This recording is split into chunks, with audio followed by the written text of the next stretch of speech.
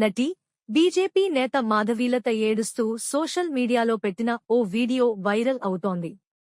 తన ఆత్మగౌరవంపై దాడి జరిగిందంటూ ఆమె బోరున ఏడ్చేశారు. తాను ఎవరికీ ద్రోహం చేయలేదని, కక్షగట్టి మాటలు అంటున్నారని ఆమె పేర్కొన్నారు. ఆడిపిల్లగా సింపతీ గేమ్ ఆడకుండా మగాడిలా పోరాడుతూనే ఉన్నానని తెలిపారు. ఈ కష్టాలను అధిగమిస్తానని ఆమె చెప్పుకొచ్చారు. చాలా ప్రయత్నం చేశా. కానీ నేను మనిషినే. నా ఆత్మ గౌరవం మీద జరిగిన దాడితో నాకున్న బాధను వర్ణించే పదాలు లేవు. ప్రతి క్షణం వేదనతో నిండి ఉంది. కోపం, నిరాశ, ఆవేదన, దుఃఖం అన్నీ ఒకేసారి నన్ను కుదిపేస్తున్నాయి. కాని ఎన్నోసార్లు ఎందరో నా ఆత్మవిశ్వాసాన్ని చిదిమేయాలని ప్రయత్నం చేశారు. పదే పదే ఇవే మాటలన్నారు.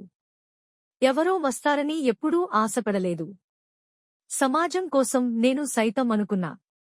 నా పార్టీ కోసం, ప్రజల కోసం, మహిళల కోసం, హిందూ ధర్మం కోసం మాత్రమే నిస్వార్థంగా నా వంతు నేను పోరాడుతున్నాను.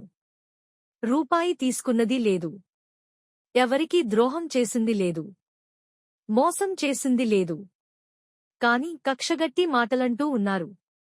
ఆడపిల్లగా ఎప్పుడూ నేను సింపథీ గేమ్ ఆడలేదు. మహిళా అనుకూల చట్టాలను ఉపయోగించలేదు. మగాడిలా పోరాడుతూనే ఉన్నాను. ఈ కష్టాలను అధిగమిస్తాను. నా ధైర్యాన్ని కోల్పోను.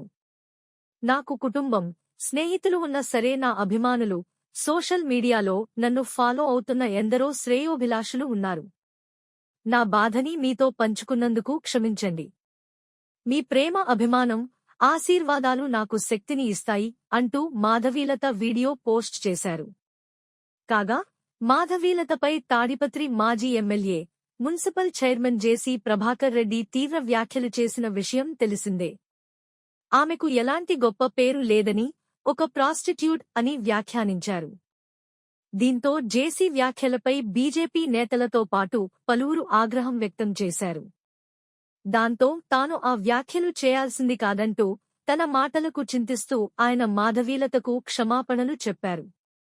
అయితే తనపై వ్యాఖ్యలు చేసి జేసీ సారీ చెప్పడంపై ఆమె స్పందించారు. నోటికి వచ్చింది తిట్టి క్షమాపణలు చెబితే సరిపోతుందా అని మాధవీలత ప్రశ్నించారు.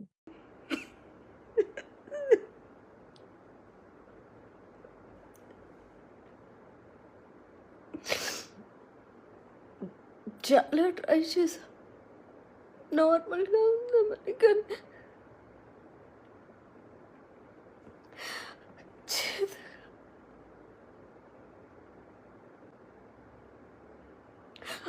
అవ్వట్లేదు.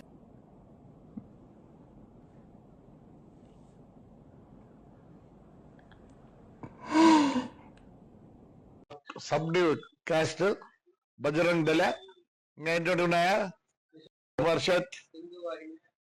మంచి అమ్మాయినని పెట్టకూడదా? దానికే పేరు లేదు. అదే ఒక పెద్ద ప్రాస్టిట్యూట్.